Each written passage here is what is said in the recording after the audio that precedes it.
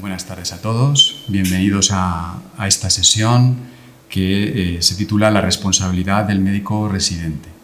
Está englobada dentro de lo que son las charlas de la Comisión de Deontología Médica del Colegio Oficial de Médicos de Alicante, que está liderada por la doctora María Teresa Vidal, aquí presente. Sin más voy a pasar a presentar a los ponentes. En primer lugar, contamos con la presencia de la doctora Natalia Zin, que es vocal de médicos, tutores y docentes del colegio. Además es médico especialista en medicina familiar y comunitaria en el Centro de Salud de San Blas, en Alicante, y además es miembro de la Sociedad Española de Medicina Familiar y Comunitaria. En segundo lugar, hablará la doctora Nuria Ramírez, que es vocal de médicos jóvenes y de promoción de empleo y acaba de terminar hace poquito la residencia de medicina interna en el Hospital de Elda, con lo cual tiene muy reciente todos estos temas y durante este periodo ha sido miembro de la Comisión de Docencia del Hospital y miembro del Comité de Empresa de Personal Laboral de Alicante. Para empezar voy a hacer una breve introducción y posteriormente daremos paso a los ponentes. Comenzaríamos hablando del concepto de responsabilidad, que no es más que dar cuenta de lo que uno hace. Y sus fundamentos vienen de la necesidad de que los médicos respondan por los daños que puedan causar a sus pacientes. Y se basa en el reconocimiento, como no podía ser de otra manera, de la dignidad, la autonomía y la integridad de las personas, así como en un contrato de prestación de servicios médicos, entendido no como un papel que se pueda firmar entre el médico y el paciente, sino como un acuerdo tácito entre el paciente que busca una atención médica y el médico que acepta al paciente. Podemos hablar de distintas modalidades, por ejemplo, la responsabilidad puede ser civil o patrimonial, cuando lo que se exige es una restauración del daño vía económica, o penal, cuando el médico puede ser incluso privado de libertad o tener una incapacitación laboral. Por otro lado, puede ser objetiva si, por ejemplo, nos dejamos una gasa dentro de un paciente, o subjetiva cuando pueda existir un daño moral, y puede ser por actos voluntarios, aunque hay que decir que esto es excepcional, o involuntarios, que es lo más frecuente. Los actos que pueden generar responsabilidad son, por un lado, la negligencia o la imprudencia, que cuando dejamos de hacer las cosas adecuadamente dentro de nuestra profesión; por una impericia, cuando no tenemos las habilidades necesarias para realizar, por ejemplo, una intervención y aún así la realizamos; o por inobservancia de los reglamentos, que suele llevar más a expedientes disciplinarios, o al incumplimiento de los deberes asistenciales, como por ejemplo si dejamos de ir a una guardia que teníamos programada. Y por último, a errores de seguimiento o cuidados. La responsabilidad del MIR es especialmente compleja porque en el contexto de los médicos adjuntos podemos hablar solo de la responsabilidad en principio laboral, pero en los MIRes juega un papel fundamental la formación, pero es evidente que no hay formación sin trabajo. Y casar esa formación con la responsabilidad laboral pues tiene varias aristas y encajarlas es complejo. Por un lado, los residentes deben tener una responsabilidad progresiva, y así lo establece la legislación. Además, dentro de esa responsabilidad existe una relación con el adjunto, tutor del residente o supervisor, que en función del grado de responsabilidad que tenga el residente, la supervisión va a ser mayor o menor. Y por otro lado, es importante tener en cuenta también en la responsabilidad la organización del sistema sanitario, que tiene que estar preparada para la docencia. El marco normativo en el que nos movemos, a mí me gusta verlo desde 3 puntos de vista. Por un lado, tenemos una regulación legislativa, laboral y docente, basada fundamentalmente en 2 normas, 2 reales decretos.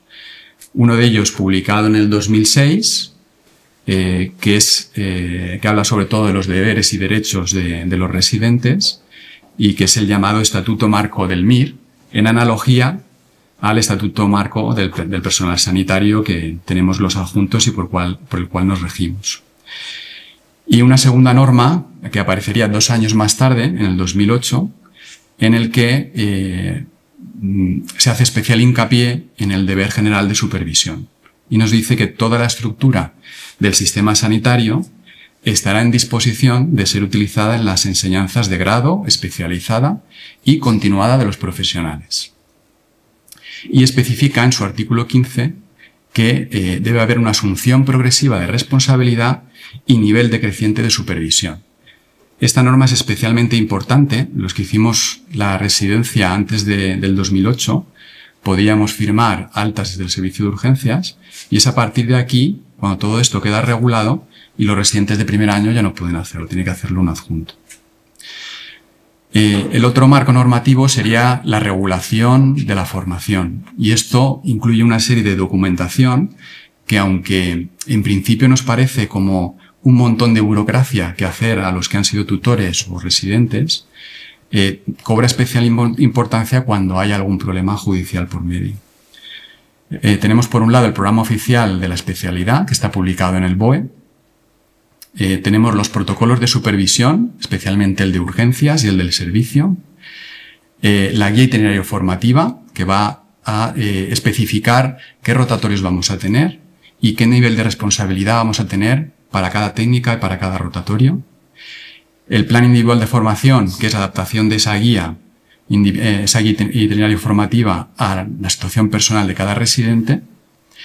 Las tutorías, que deben constar por escrito y firmadas por el residente y por el tutor, que tienen su importancia porque es aquí donde, como residentes, tenéis la oportunidad de dejar reflejado pues, las inquietudes que tengáis, las deficiencias en formación que podáis estar teniendo durante vuestros rotatorios. El libro del residente, que aunque parece que sea algo muy mecánico, que tenéis que ir anotando cada procedimiento que realicéis, es lo que va a demostrar que alcanzáis el número suficiente de procedimientos exigido en vuestro plan individual para pasar de nivel de supervisión. Y por último, pues la evaluación. Cuando tenemos una evaluación positiva, se entiende que ese rotatorio o ese año, todo lo que habéis hecho, estáis ya preparados para realizarlo a un nivel importante. Y por último, la regulación deontológica. Sería el último de los marcos normativos que quería comentar. El código deontológico es especialmente importante conocerlo. Yo creo que ni en la facultad ni probablemente durante la residencia se hace especial hincapié. Tenéis que tener en cuenta que cuando tenéis un problema con un paciente o con algún otro compañero, todo esto puede conllevar una denuncia que puede ir a un juzgado, pero no siempre tiene por qué ser así. También la denuncia puede ir directamente al colegio de médicos sin necesidad de llegar a un juzgado. Y es en el colegio de médicos donde, a través de la junta directiva y con el asesoramiento de la comisión de deontología, donde se va a valorar ese problema. Y hay que ser conscientes de que si no hemos cumplido el código deontológico, pues puede conllevar también sanciones. Y esto, en gran medida, es lo que determina la importancia de un colegio de médicos. Porque si no estuviera el colegio de médicos, nadie haría esta labor de vigilancia deontológica. ¿Qué dice el código deontológico al respecto? Pues, en principio hay que decir que todo lo que comenta el código aplica para los residentes igual que aplica para los médicos adjuntos. Es un código extenso, tiene 93 artículos con sus subapartados, una disposición adicional que deroga el código previo y 5 finales, de los que luego comentaré puntualmente 2. Entre los artículos más importantes está el 77.2, que dice todo médico tiene el deber de formarse en ética y en deontología médica durante su periodo de formación, por lo que debéis exigir a vuestra unidad docente que al menos algún curso que tengáis disponible algún curso para esto. El médico docente debe tratar siempre con respeto y dignidad a los médicos en formación.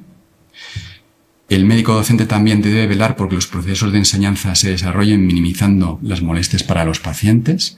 Es decir, si estáis en una intervención, la intervención se está demorando demasiado, y el médico adjunto decide tomar las riendas de la intervención para evitarle más molestias al paciente, pues está haciendo lo correcto. Y en presencia de pacientes o de personal no médico hay que evitar reprender al alumno en lo relativo a la práctica médica. Por último, las dos disposiciones finales que me parecen relevantes son la de que el médico que actúa amparado por las leyes del Estado no puede ser sancionado deontológicamente. Esta disposición final probablemente viene a colación del artículo 38.4 de nuestro código, que dice que el médico no deberá provocar ni colaborar intencionadamente en la muerte del paciente. Como sabéis, se publicó hace no mucho la ley de eutanasia y había que hacer compatible pues dicha ley con nuestro código deontológico. Entonces, que sepáis que si en algún momento os veis involucrado en algo de esto, pues no se os puede penalizar desde el punto de vista deontológico. Y por último, el hecho de que una conducta médica haya sido declarada exenta de responsabilidad en los tribunales no impedirá que a posteriori pueda ser enjuiciada por la jurisdicción deontológica competente, es decir, por el Colegio de Médicos y por el Código Deontológico. Pues sin más, pasamos a las ponencias. Bueno, hola, buenas tardes. Quería incidir en el tema deontológico, la importancia que todos conozcamos la deontología médica, la falta de, pues a veces de formación que hay tanto en la facultad como luego en la residencia y el deber que tenemos de formarnos de algo a lo que estamos de obligado cumplimiento luego durante nuestra práctica profesional. La deontología médica es el conjunto de principios y reglas éticas que han de inspirar y guiar nuestra conducta profesional. Es de obligado cumplimiento, ya sea en el sector, la modalidad que ejerzas la profesión, pero es de obligado cumplimiento.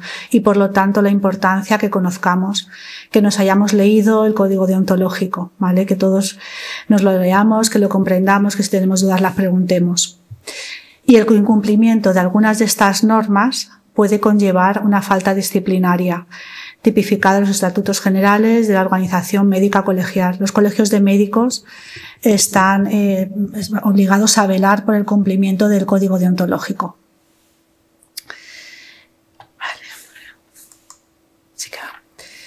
Dentro de los puntos que también veo muy importantes, ¿no? Quería destacar que el médico debe fundamentar la relación médico-paciente en la lealtad, la veracidad, la honestidad, y la conducta profesional del médico debe ser íntegra, diligente y competente. El médico, ya viendo el tema de la responsabilidad, debe asumir las consecuencias negativas y sus errores en el ejercicio de su profesión y reparar en la medida de sus responsabilidades el daño que pudiera haber ocasionado. En el caso de que haya ocasionado un daño, también el médico debe pedir disculpas y dar las debidas explicaciones de una forma clara, inteligible y veraz. Que es a veces muchos pacientes también lo que echan de menos, ¿no? Cuando a veces nos podemos equivocar todos porque somos humanos, pero tenemos también, pues muchas veces hablando con los pacientes, con una relación normal, explicándoselo, oye, mira, me he equivocado, muchos lo entienden y ya no eso, muchas veces ya simplemente eso evita una posible demanda, una posible reclamación, el explicar al paciente porque te has equivocado y pedirle disculpas, ¿no? Que a veces el paciente lo que dice es que ni siquiera me llamo para pedirme disculpas, ¿no? El médico debe disponer de un seguro de responsabilidad civil profesional. El médico que es injustamente atacado en su reputación o en sus buenas prácticas puede usar en su defensa todos los medios que estén a su alcance y que hayan sido obtenidos respetando las normas de este código. Y para ello debe acudir al Colegio de Médicos, que a través de la Junta y del Comité Deontológico pues activarán pues para proteger a aquel médico que haya podido ser dañado pues en su reputación, en su moral, que haya podido hacer cualquier daño, ¿no? Y el colegio debe asumir, cuando el informe de la Comisión de Deontología sea favorable, la defensa profesional del médico que es afectado en su reputación profesional o en sus buenas prácticas. El colegio no asumirá ni aceptará que otra institución enjuicie desde el punto de vista deontológico, o sea que es el colegio el que se encarga de este tema, ¿no? De la deontología. Tenemos que tratar a nuestros pacientes con respeto, con dignidad humana y teniendo con mucho cuidado con la intimidad del paciente. O sea, la intimidad del paciente a la hora de cuando vamos a explorarlo, con la que vamos a verlo, pues tener cuidado, ¿no? Pues de los biombos, las puertas que no se abran y se cierren. Entonces, tener cuidado con esa intimidad que a veces pues puede ser también violentada en la exploración que podamos hacer, sin que pueda ser discriminado. Y luego es muy importante mantener el secreto profesional, ya que el paciente tiene derecho a total confidencialidad de la información relacionada en su proceso y en su estancia con las instituciones sanitarias. Entonces, podemos comentar a nivel clínico cualquier duda con un compañero del paciente, pero fuera de este ámbito tenemos que respetar al máximo el secreto profesional. O sea, no comentar pacientes pues en la hora, pues eso es la hora del café, porque eso es ya fuera de la consulta y fuera de una consulta clínica que puedes hacer con un compañero, debe quedar ahí. Y ahí tenemos que ser muy cuidadosos de comentarios que podamos hacer, porque el paciente tiene derecho a que esa información se quede ahí. ¿Cuáles son los deberes del médico residente?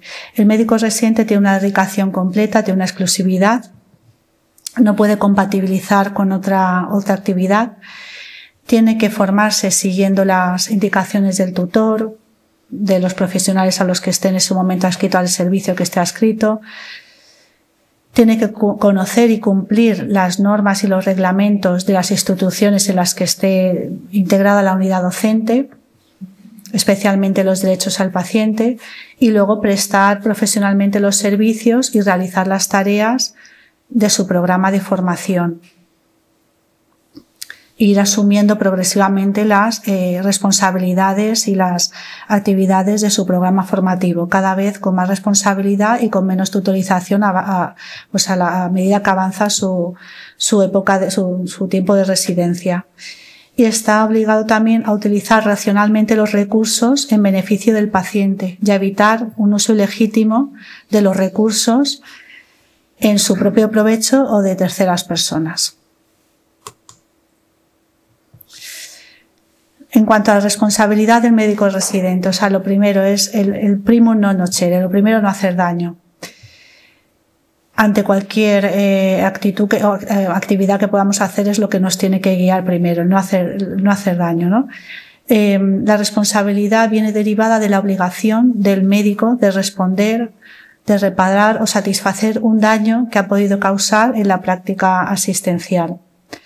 Normalmente de errores involuntarios. El médico pocas veces raramente serán errores voluntarios, serán pues eso, falta de pericia, falta de pues imprudencias, ¿no?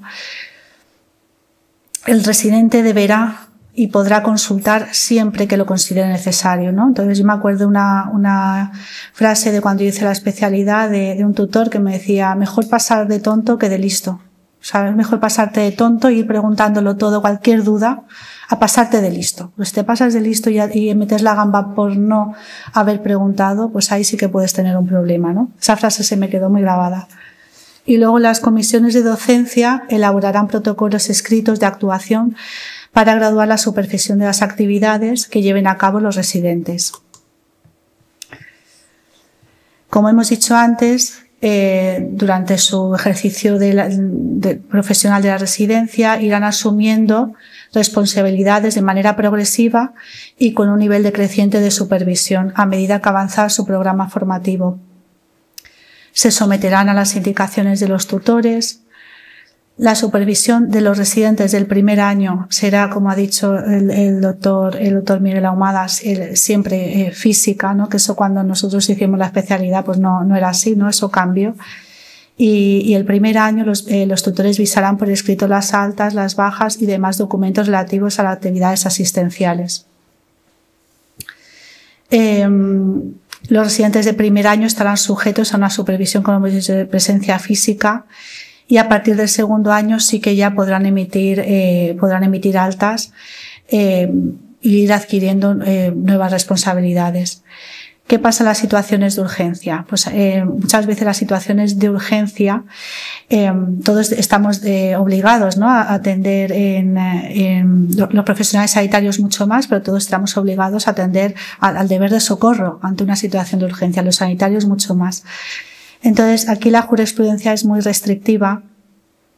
¿Y cuándo podrá asumir un residente una urgencia sin supervisión que a lo mejor ha ocasionado una imprudencia médica, ¿no? Pues aquí tendrá que ser una situación de urgencia real, de riesgo vital, y en la cual no le dé tiempo a pedir ayuda, ¿no? Ante todo lo demás, deberá pedir el consejo de él y la ayuda del tutor.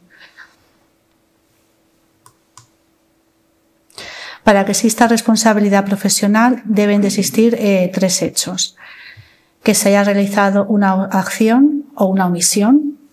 A veces omisiones, pues negar una asistencia en un domicilio, no voy a ver, pero normalmente son acciones, normalmente son involuntarias, como hemos dicho antes, el médico, rarísimamente va a querer hacer daño al paciente, va a ser voluntario, que esa parte de la lex artis, o sea, de lo que es la correcta práctica médica, que se haya producido un daño objetivable, ya sea físico, ya sea moral, ya sea económico, y que exista una relación causa-efecto.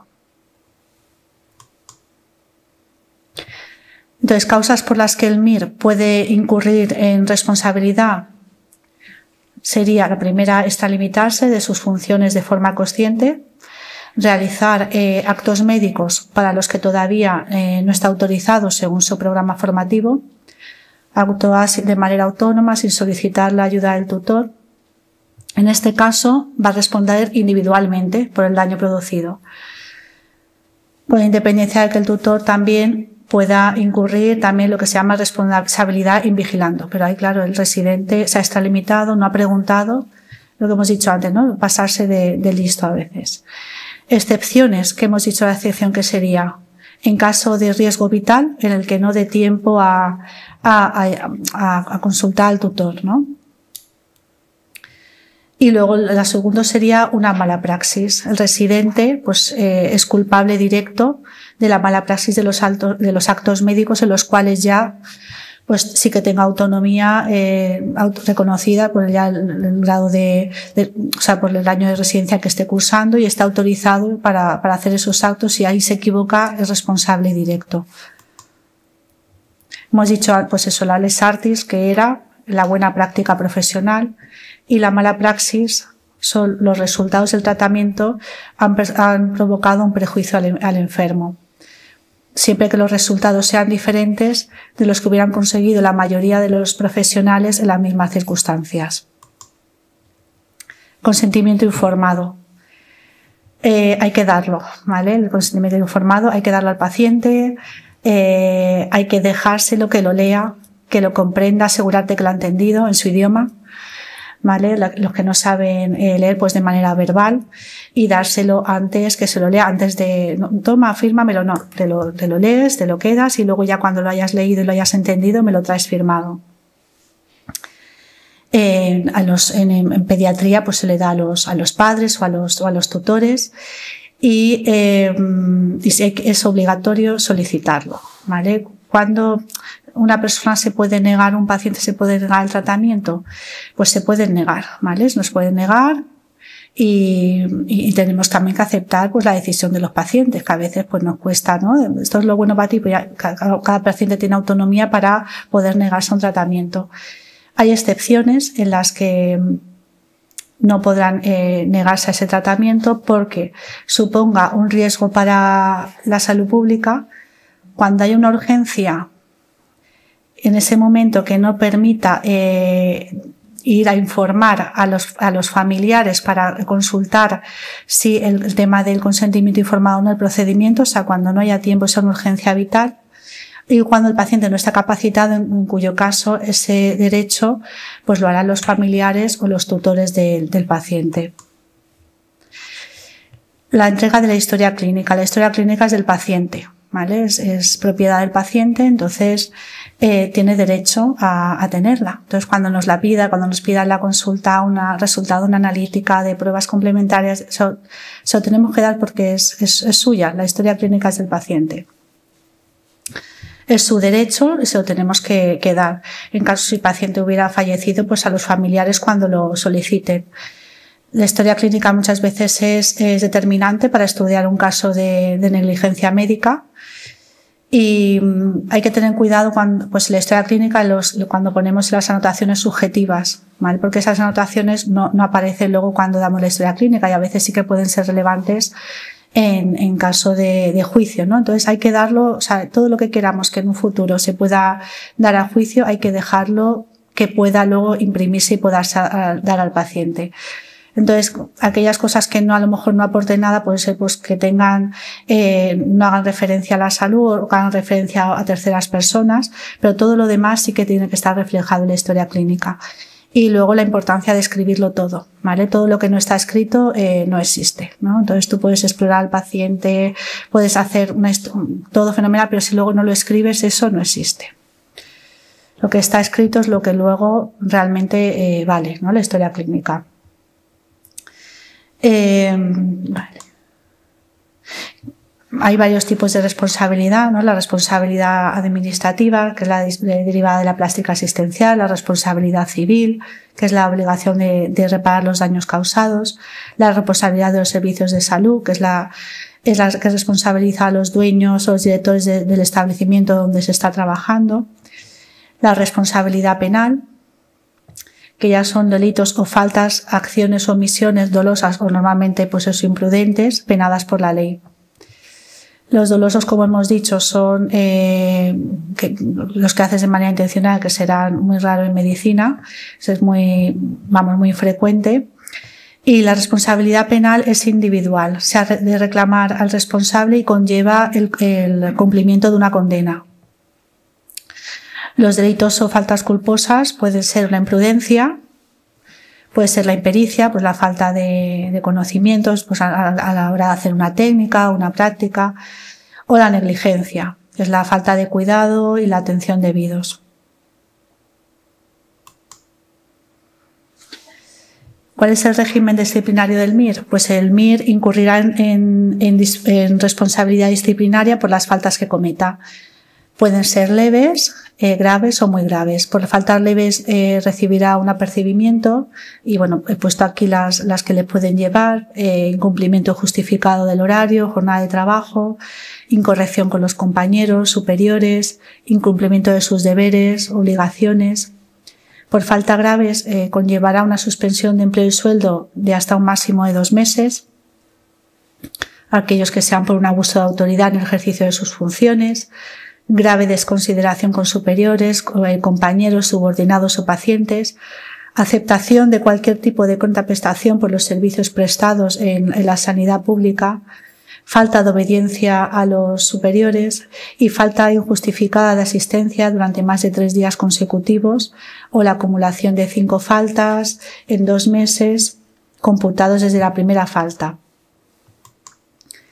Y por faltas muy graves, pues está estipulado el despido, ¿no? Entonces, entre ellas está el incumplimiento del deber del respeto a la Constitución o al Estatuto de Autonomía en el ejercicio de sus funciones, toda actuación que suponga una discriminación por razones ideológicas, morales, políticas, sindicales, de raza, lengua, género, religión o circunstancias políticas, el abandono del servicio, la falta de asistencia durante más de 5 días continuadas o la acumulación de 7 faltas en 2 meses sin autorización ni causa justificada, la desobediencia directa a un superior, la falta de rendimiento que comporte inhibición en el cumplimiento de sus funciones y la grave agresión a cualquier persona con la que se relacione en el ejercicio de sus funciones. ¿Qué recomendaciones así veía yo para evitar demandas médicas? Pues formarnos, o sea, estar formados, estar capacitados y tener competencia técnica para el desarrollo de nuestra profesión y mantener una buena comunicación, porque lo que os he comentado antes, si tienes una buena comunicación con el paciente, el trato es bueno, la relación es bueno, ante cualquier error que pudiera haber, el paciente, si le pides disculpa, pues lo va a entender y podemos evitar pues muchas reclamaciones, ¿no?, que puedan producirse. Realizar historias clínicas detalladas y completas, o sea, escribir todo. Muchas veces por falta de tiempo hacemos muy bien nuestra práctica clínica, exploramos muy bien, pero a veces pues no escribimos todo y lo que no está escrito es que no está hecho. Hay que escribir todo y cuanto más mejor. No manipular nunca las historias. Realizar, como hemos dicho, el consentimiento informado. Solicitar a los colegios de médicos, servicios sanitarios públicos, la adecuada cobertura profesional y pericial experta en estos temas. O sea, ante cualquier duda que tengamos a nivel deontológico, está la comisión deontológica, están los colegios de médicos, servicios jurídicos. Entonces, apoyarnos siempre en ellos, formarnos en deontología, leer el código deontológico. Intentar siempre conservar la calma en el trato con los pacientes, guardar, importantísimo, el secreto profesional, tanto en el ámbito como fuera de él. No ofrecer falsas expectativas a nuestros pacientes cuando les demos un tratamiento y no realizar nunca comentarios despectivos de otros compañeros y menos en presencia de los pacientes. Muchas gracias. Esto es mi parte. Muy bien, pues si os parece oportuno pasamos a la siguiente ponencia y luego al final pues hacemos las preguntas que consideréis. Pues, María, cuando quieras. Muy bien. Bueno, muchas gracias a la Comisión Deontológica por haberme invitado a formar parte de esta ponencia. Y bueno, quería aportar la parte más práctica. Yo he sido residente hasta ayer, entonces he vivido lo que es sentir la responsabilidad, el querer hacer bien, actuar bien, no dañar al paciente y a la vez que ir ganando autonomía sin incurrir en una mala praxis y en una extralimitación, ¿no? Que es todo lo que hemos ido hablando. Bueno, lo que voy a hablar es algo muy práctico. He revisado, bueno, pues bastantes sentencias que se han hecho sobre MIRES que han tenido algún problema, alguna demanda y cómo se han afrontado y cómo se ha valorado la responsabilidad de los MIR en este sentido. A ver, he seleccionado las que son más representativas, las que a mí me han parecido más del día a día, más prácticas, situaciones que todos hemos vivido y sobre todo para darle un enfoque de cómo se aplica la responsabilidad sobre los MIRES, porque como bien ha dicho el doctor Ahumada y la doctora Cien, la responsabilidad es la misma para los MIR que para los adjuntos. La particularidad es que a los MIRES se les aplica la misma responsabilidad, pero hay que tener en cuenta cuáles son sus habilidades y a qué grado de autonomía tienen y además la supervisión que han tenido o no en cada momento. Y ahí se reparte un poquito la responsabilidad entre el adjunto, el MIR o solo el MIR. Depende de cómo haya sido cada caso. Por eso todo esto ahora lo vamos a ver de forma muy práctica.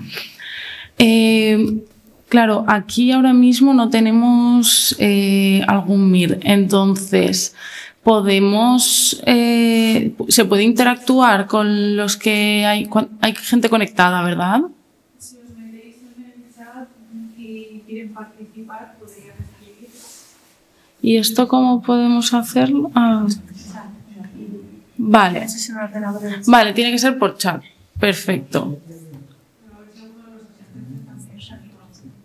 ¿Cuántos hay? 10. Vale. ¿Puede confirmarme alguien si hay algún médico residente conectado? Bueno, y si no, pues los vemos. Venga, animaros, que esto tiene que ser... Claro. Bueno, si nuestros MIRES no quieren manifestarse, pues lo haremos. Puede ser algo bastante interactivo y plantear, bueno, cuestiones, preguntas o cómo lo enfocaría cada uno si fuese su situación particular, pero bueno, vamos a avanzar. El primer caso, bueno, se trata de un residente que hace una cesárea programada y, bueno, en este caso particular, la paciente indica que no quiere que un médico en formación la atienda, sino que quiere un médico adjunto. Igualmente, esta cesárea se realizó por el residente sin haber informado a la paciente de que se encontraba en formación. Entonces, se hizo la cesárea y el recién nacido tuvo que ingresar de forma urgente porque tenía una patología respiratoria y la demandante asume que es una impericia por parte del residente, que había una falta de experiencia y por eso su bebé tiene la complicación que ha tenido. Lo asume como una complicación. Entonces, aquí hay que desgranar bastantes cosas a nivel de ontología y legal. Y bueno, no sé si alguien cree que el residente actuó mal haciendo la cesárea programada. ¿Alguien quiere responder? Ahí es que a veces hay, digamos, que una responsabilidad, como diría yo, como contrapuesta. Es decir, yo soy un residente, yo a lo mejor no sé que tengo que intervenir en la cesárea, pero a su vez tengo que obedecer al adjunto o al jefe de servicios, porque hay muchos problemas y necesitan una persona que no ha venido por lo que sea. Entonces ahí como residente me encuentro en una disyuntiva, porque puede ser que piense que me va a caer alguna sanción administrativa, y como es bastante fácil que todo salga bien, pues igual me lanzo la cabeza y no me quito. Claro, lo que quieres decir es que entra en conflicto las órdenes que recibes por parte de tu servicio y no obedecer a las voluntades de la paciente y poder incurrir en un conflicto con el principio de autonomía de la paciente. Vale, bueno, pues en este caso no ha habido una mala praxis por parte del residente. Si ese residente practica una cesárea programada, es porque ese residente, sus tutores han dado el visto bueno de que tiene la formación suficiente como para disponer de esa autonomía y realizar la cesárea. Entonces, no habría un caso de extralimitación. El residente debe hacer esa cesárea porque la organización del servicio prima, en este caso, sobre la voluntad de la paciente. O sea, digamos que la paciente no puede organizar el servicio. La organización es esa. La paciente, con su principio de autonomía, podría decir no quiero que se me haga esta cesárea programada, se podría negar, pero el residente ha hecho bien haciendo esa cesárea. Luego, sí que el residente hizo algo mal, que es la ocultación de su contrato en formación. Él tenía que haber informado a la paciente de que él se encontraba en formación y pese a ello iba a ser él el que hiciese la intervención, porque así lo ha dispuesto su servicio y son las órdenes que tiene que acometer. Eso habría sido una buena praxis por parte del residente. Entonces, bueno, resumiendo lo que hemos dicho, y es un resumencito de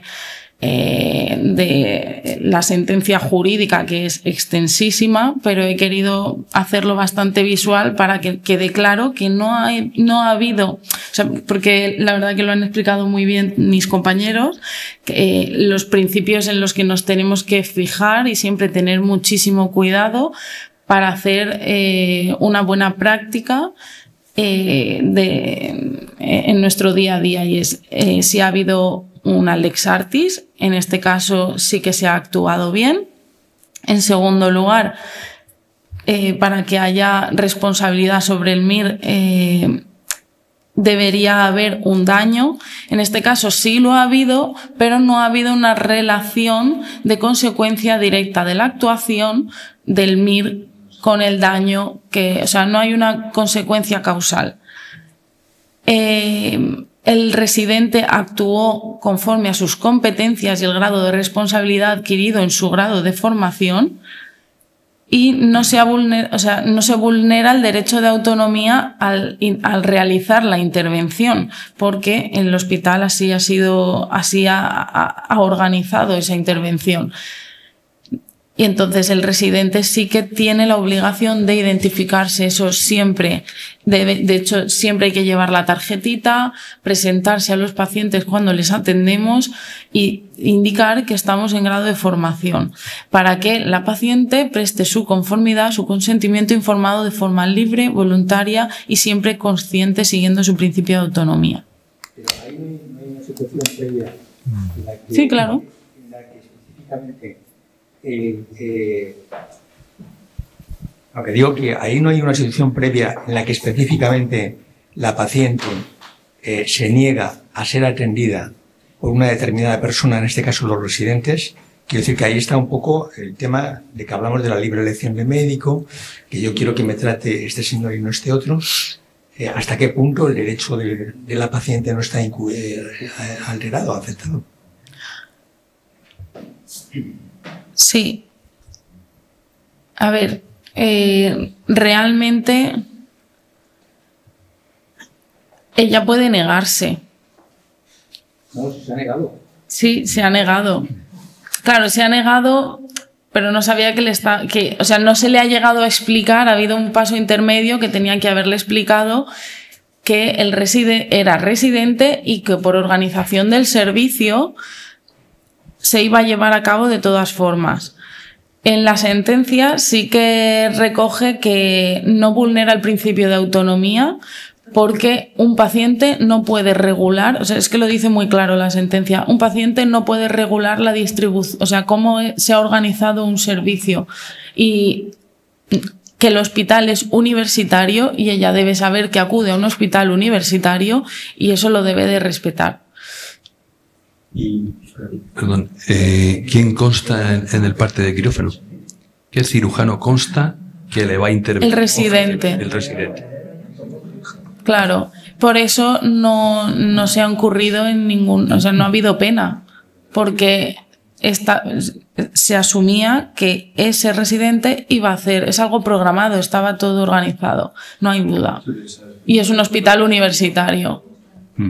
De hecho, he puesto este caso porque es algo muy, muy, muy frecuente, que pacientes no quieren ser atendidos por residentes, pero es un hospital universitario, hay residentes, los residentes trabajan y trabajan acorde al grado de formación y competencias adquiridas.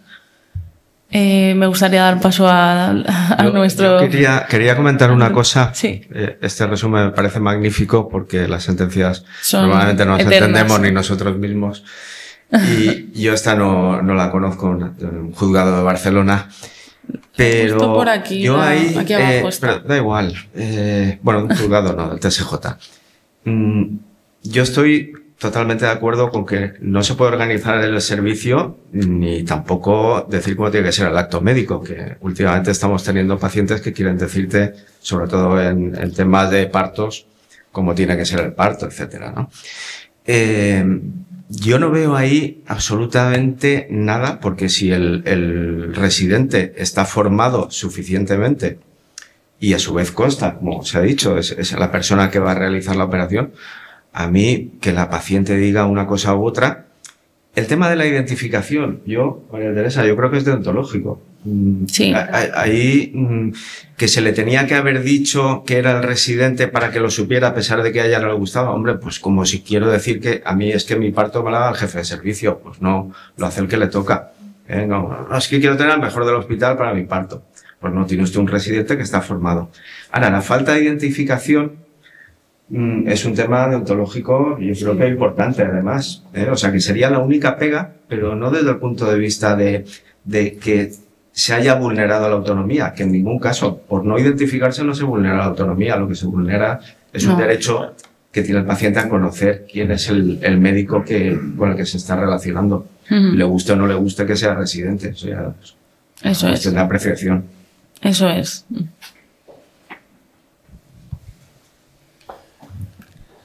Vale. Siguiente caso.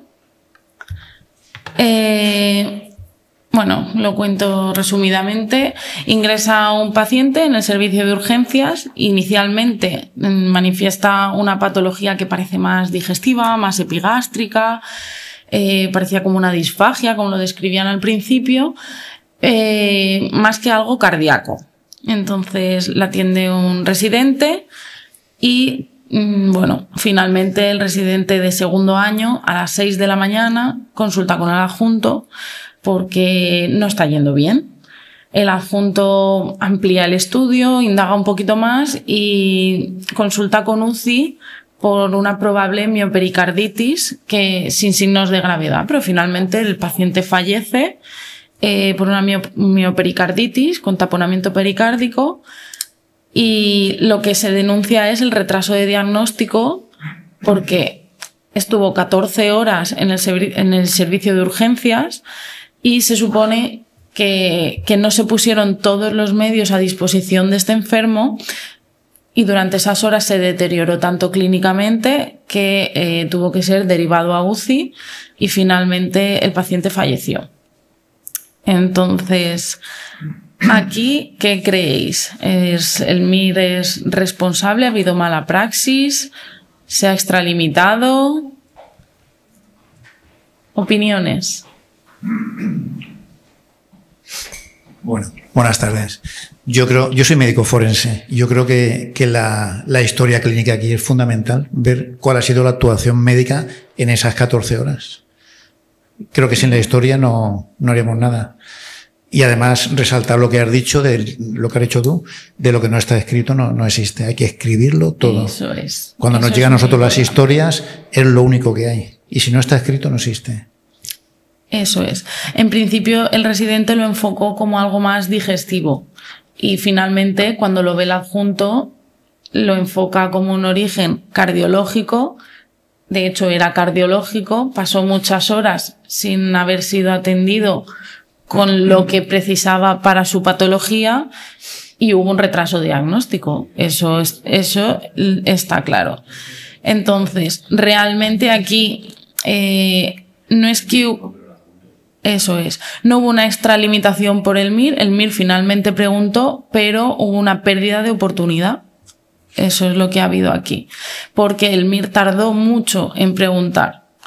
Si hubiese consultado antes con el adjunto, quizás, no lo sabemos, es lo que estábamos hablando, ha habido una mala praxis. Pues no ha habido un daño directo por la práctica al paciente, pero sí indirecto por la falta de oportunidad. Bueno, aquí lo tenemos escrito. El daño tiene relación con las consecuencias, o sea, con cómo se ha ejecutado el diagnóstico, el tratamiento desde que el paciente entra por la puerta de urgencias, y sí que hubo una correcta supervisión, por lo que el adjunto, o sea, no incurriría responsabilidad sobre el médico adjunto, pero la responsabilidad sí que recae plenamente sobre el MIR, porque ese residente no ha preguntado, o sea, debería de haber consultado mucho antes.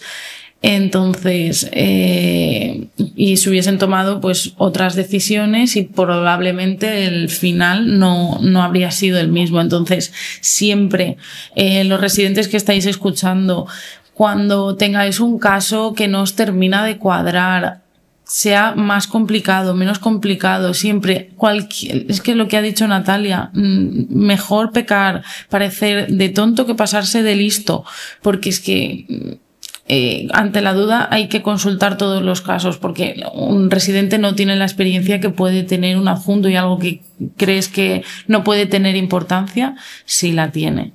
Y el enfoque es muy importante.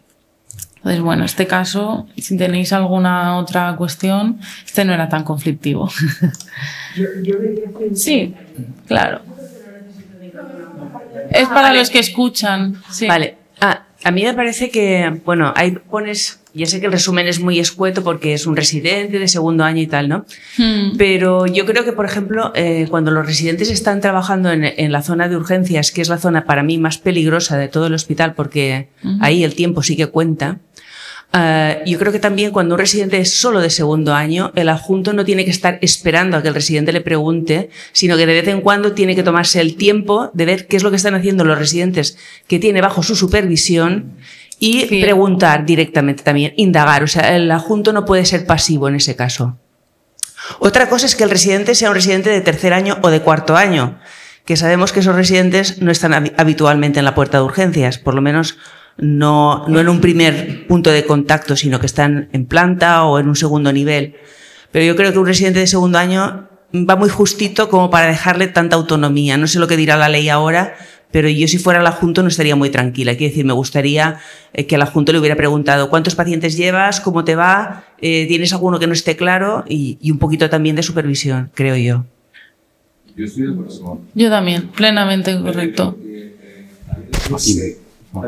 Es que si no, no lo escuchan los que están online. Que estoy de acuerdo con mi compañera porque a un segundo año hay que estar más encima de lo que parece. Porque el adjunto puede tener también estar desbordado, pero justamente está por eso, porque en la puerta o en el servicio de urgencias te puede entrar cualquier cosa en cualquier momento y el tiempo es inmediato. Entonces sí que hay que estar supervisando en los resis. Y por otro lado, los resis tampoco se pueden fiar mucho de lo que tengan en sus manos, porque son de segundo año. Y estoy de acuerdo, muy de acuerdo en que estar en una forma activa. Oye, ¿tienes algo? Cuando tienes algo de observación, ¿qué le pasa a este? No podemos esperar 14 horas. De hecho, yo había dicho en el diagnóstico anterior, en el diagnóstico de la responsabilidad, yo adscribiría tanta responsabilidad al adjunto como al residente. Porque no se puede dejar de la mano al residente. Esto es cuestión de medios y los tenemos en UCI. ¿Por qué no consultas antes? Sí, sí. En este caso al adjunto no se le penalizó. Pues yo creo que aquí tiene tanta parte como el MIR. Pienso igual. En el servicio de urgencias muchas veces es que habéis dicho cosas muy claves, que es el tiempo. En el servicio de urgencias el tiempo cuenta y un residente, ya no por pericia, por experiencia, es que la gestión del tiempo de un residente tampoco, en el servicio de urgencias, tampoco es la misma que la de un adjunto. A veces un residente va sobreviviendo y va viendo más pacientes y no se acuerda del que vio, o sea, o el reloj le ha corrido y no se ha dado cuenta de que tenía ese paciente y cuando lo vuelve a ver está mal. Y luego la patología cardíaca muchas veces se confunde con la digestiva. Yo estoy de acuerdo no está tan claro. Con lo que habéis dicho. El tutor está obligado y tiene el deber de supervisar las actividades de los residentes. O sea, que a veces no se hace, pero la responsabilidad en vigilando, porque además no todos los residentes son iguales, entonces tienes el deber de supervisar. O sea, que también estoy de acuerdo. De hecho, yo he tenido guardias y he sabido cuando he estado bien supervisada y cuando no, y es lo que ha comentado. Sí, me han venido y me han dicho, este paciente que tienes aquí estas horas, ¿qué pasa? Y me lo han hecho y me ha parecido correctísimo, porque yo he tenido la oportunidad de dar mis explicaciones, si les ha encajado y lo han visto coherente, muy bien, vale. Se resuelve así, perfecto. Y eso es una supervisión. Que el residente siempre tenga que ser el que busca al adjunto no es correcto. La supervisión tiene que verse. Tiene que ser activa. Activa. Y eso será con una frecuencia de muchísima. Y acaban en el ciclo, un montón de... Y luego lo que yo insisto también en lo que ha dicho el doctor Rodés, es decir, escribir, porque realmente muchas veces un cuadro entra con un problema digestivo que da igual que sea el adjunto, que da igual que sea el residente, es decir, muchas veces la clínica es un poco confundiente al principio. Eso también creo que es importante, no importantísimo, porque a lo mejor si hubiera estado escrito y no solamente hubiera costado eso, a lo mejor hasta ni el residente hubiera sido... Exacto, no tendría... penado, no por nada, porque realmente, reitero, la manera que uno entra a urgencias, ojalá todo fuera tan sencillo de decir esto es por esto, esto por esto y esto por esto. De ahí la importancia de escribir en la historia clínica. Yo abundo, porque es que es lo que ha dicho Fernando. Aquí nos faltan datos. Porque cuando empieza diciendo es más sugestiva de origen digestivo, ahí hay un enmascaramiento que en principio libera de toda culpa. Porque claro, el error de diagnóstico es error. No, es simplemente error. Lo puso Entre dos el perito. Eliges una. El perito que valoró el caso sí que se justificaba con que sí es verdad que la patología que describen en los informes parece más digestiva que... Y entonces ahí resta un poco de responsabilidad al residente en la forma que lo redacta, pero sí que incide muchísimo en las horas que han pasado. Y es lo que incide el perito. Lo que hay que ver es la evolución. ¿En qué momento que han pasado muchas deja horas de haber esa confusión entre dos diagnósticos posibles? O sea, ¿en qué momento ya realmente es mucho más cardíaco que digestivo? Porque a partir de ahí es donde hay que contar la demora. Porque mientras existe la confusión, podía haber llegado a la misma conclusión, exactamente a la misma, el tutor. Quizás le faltó, porque muchas veces cuando estamos en servicio de urgencias, aquí ya entramos más en clínica, pero cuando alguien te viene con una patología digestiva, siempre hay que sospechar la cardíaca también. O sea, unas troponinas. Tienes que elegir. Sí, pero siempre en el diagnóstico diferencial hay que incluirlo.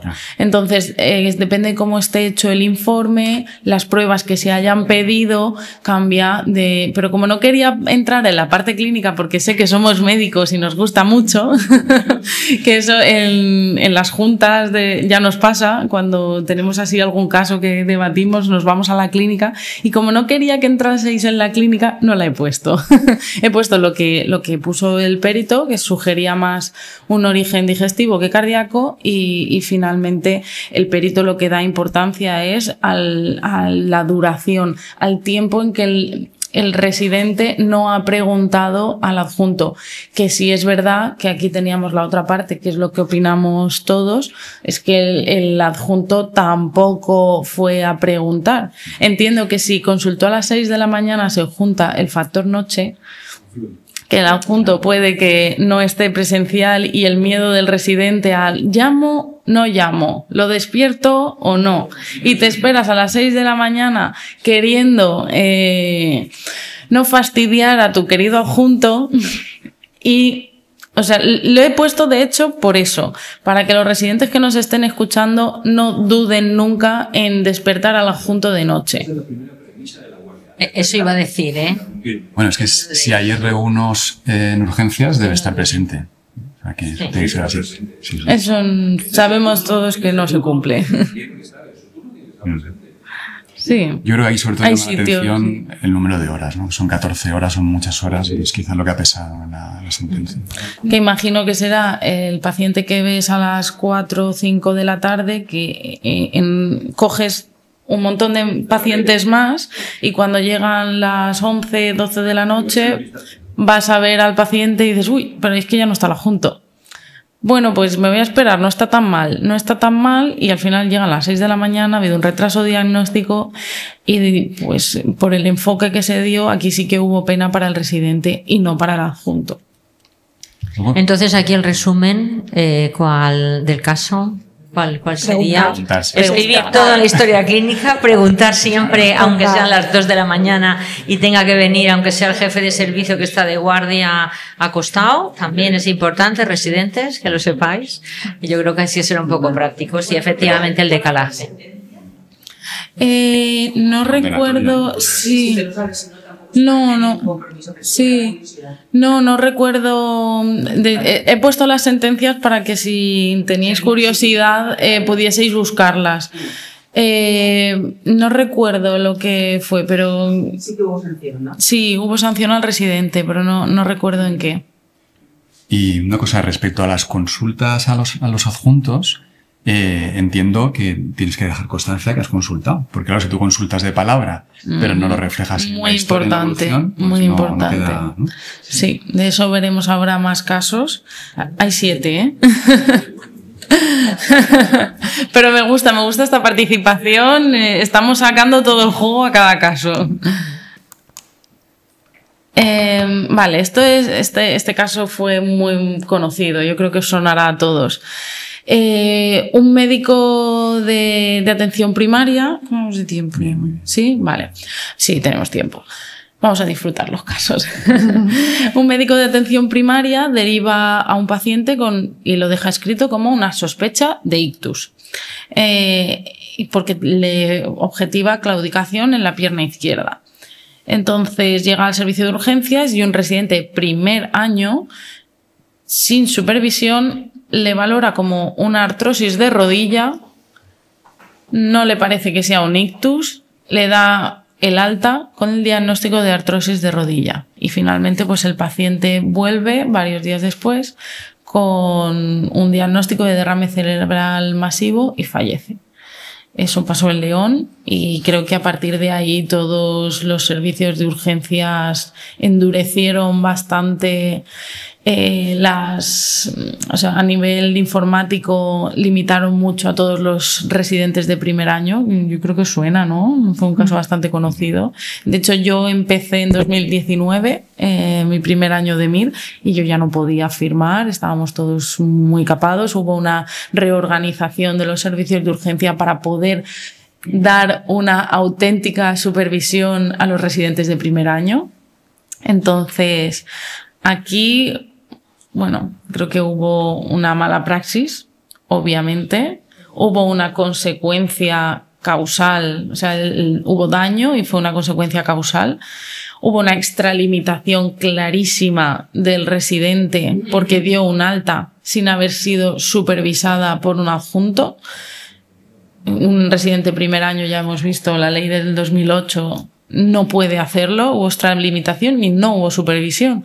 Entonces, aquí se penó gravemente al residente, aquí sí que he puesto la pena porque es llamativa, es muy llamativa. Un delito de imprudencia grave con 1 año de prisión y 3 de inhabilitación. Bueno. Y este caso voy a aprovechar para decir una cosa que me parece muy importante.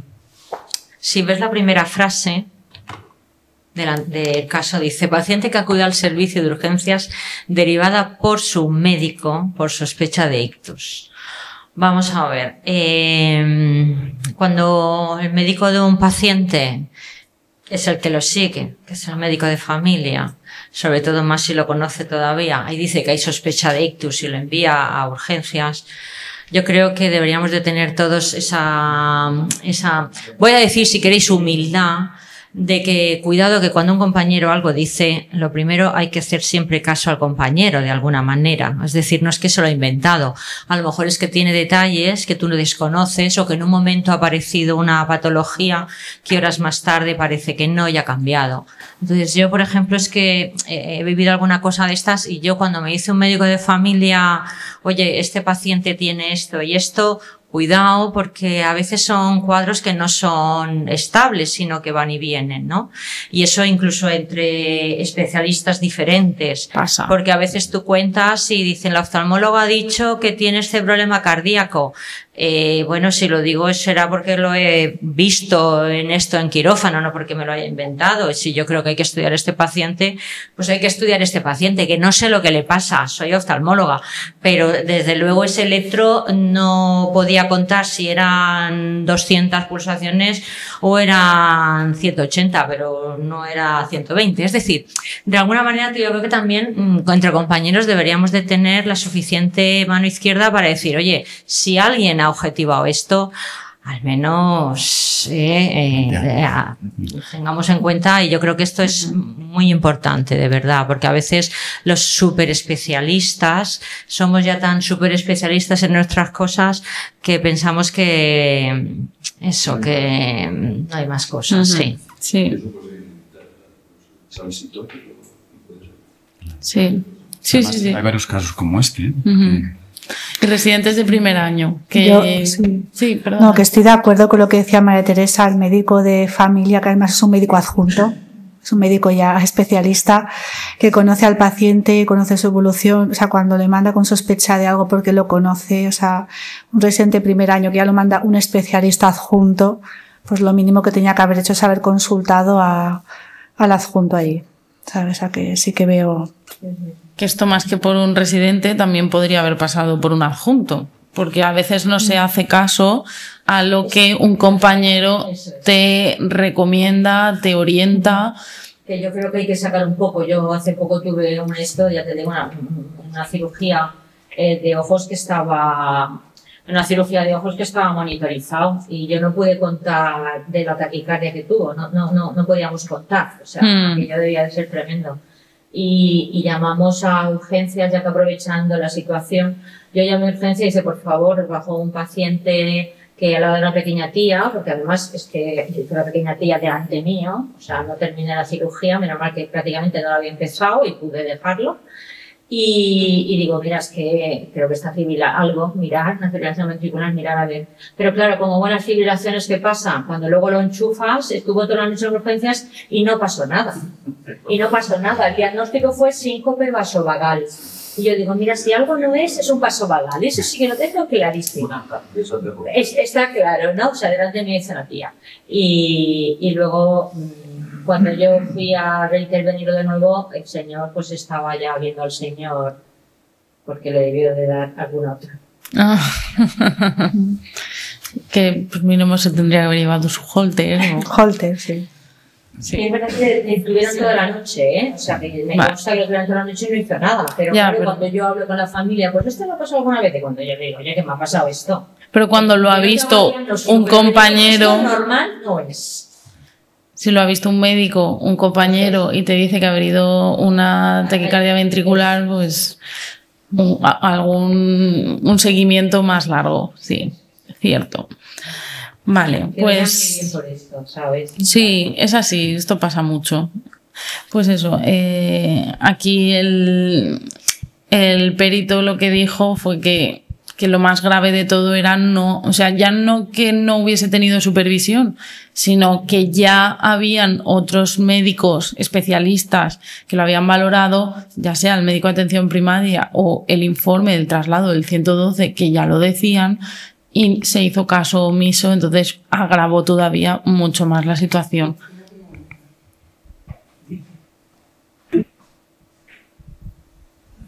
Y en un caso como este, por ejemplo, no se acusa al centro sanitario porque cuando un paciente va con una sospecha de ictus debería de haber un protocolo y no sería un paciente para adjudicar a un residente de primer año. El hospital no tiene ninguna responsabilidad. Muy buena observación. No me parece correcto. Quiero decir, un ictus es una cosa que no está, vamos, no sé desde cuándo se hizo el código ictus y el protocolo de los ictus, pero un ictus es una cosa que en este caso puede ser transitorio y no es un paciente para ver un residente de primer año sin supervisión. Responsabilidad no solo del residente, estamos en la de antes, sino del adjunto, del triaje y de la falta de protocolo. Porque ese paciente, aunque luego explorándolo... Yo, por ejemplo, soy médico de familia y ahora cuando nos entra una sospecha de ictus al centro de salud, activamos el código ictus. Entonces llamas a través del 112, te ponen en contacto con el neurólogo del hospital y ya le están esperando en el hospital. Pero esto ha cambiado, pero es que esto antes no era así. Esto no estaba así. Es claro. lo que he dicho, que todo se reestructuró a raíz de esto. Cuando esto estaba no era así, entonces no había código, no existía esto. Aunque fuera con un diagnóstico de isquemia transitoria, por ejemplo, es un paciente que por protocolo hay que hacerle una serie de exploraciones básicas. Y eso en un servicio de urgencias debe de existir un protocolo con respecto a eso. Creo yo, ¿eh? Sí, sí, es cierto. Sobre todo si el hospital tiene docencia. Tienes razón y por eso, a raíz de esta sentencia, todos los hospitales cambiaron su organización de los servicios de urgencias. Sí, aquí hubo responsabilidad también sobre la administración. Lo que pasa es que no me he querido meter a hablar de cuando la administración tiene pena. He querido hablar del residente y del adjunto, o sea, la responsabilidad del médico. Pero aquí sí que hubo responsabilidad sobre el centro. Sí. Pero ha sido una buena apreciación. Ahora es muy común que haya protocolos en urgencia de supervisión. Pero ha cambiado la cosa. Sí. Vale. Sí. Vale, este caso. Un residente de segundo año, ginecología. A ver. Vale. Está en el paritorio Y hay una de las parturientas, en el monitor hay signos de sufrimiento fetal.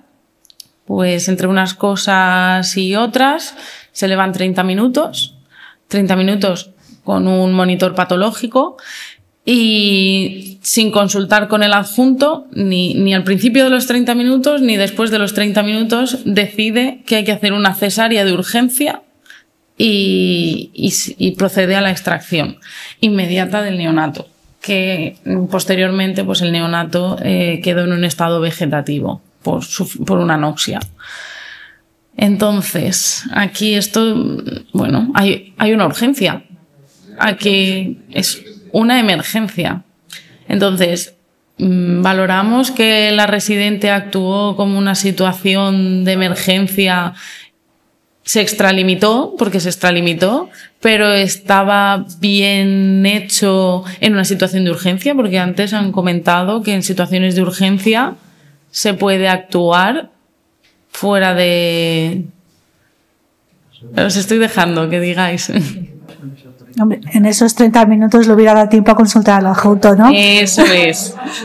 Yo subrayo las cosas para dar...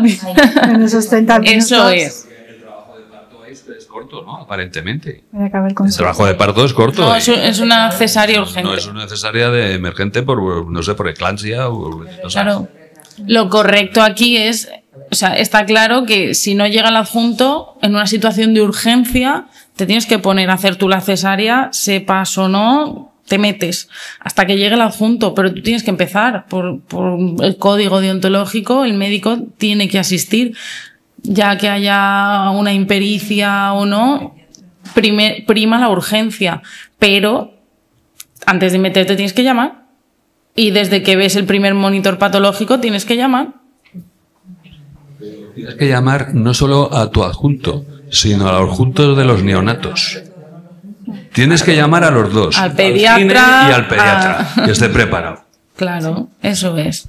Entonces aquí hubo una mala praxis, hubo una consecuencia que tuvo una relación causal, no se contactó con el adjunto. Entonces, al final, pues la responsabilidad recae plenamente sobre el MIR. Aquí, por más supervisión que quiera hacer un adjunto, es un MIR que se ha extralimitado de sus funciones, no ha consultado y ha habido unas consecuencias. Entonces, esto es una imprudencia grave, gravísima. ¿Y hasta qué punto no influye aquí la matrona o el matrón? Sí.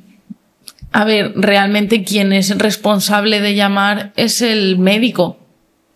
En el protocolo no se concibe que la matrona llame al adjunto y se salte al residente. Que si lo hubiese hecho, nadie le habría dicho nada, seguramente.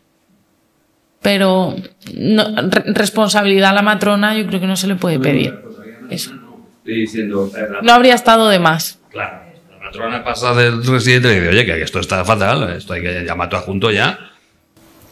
De hecho, todo el personal del sanitario del hospital debe supervisar al residente, porque toda la estructura del hospital está al servicio de la formación del residente. O sea que bueno, probablemente no se haya analizado en la sentencia. Puede ser. Bueno, ¿alguna otra apreciación? Vale. Este caso es un paciente que acude a urgencias con vómitos en contexto de hipertensión arterial y lo valora un residente que consulta con un adjunto. Aquí sí que ha habido una consulta. He ido poniendo situaciones diferentes. Entonces, y el adjunto le da una recomendación. Le dice, oye, hazle un TAC y entonces le das de alta.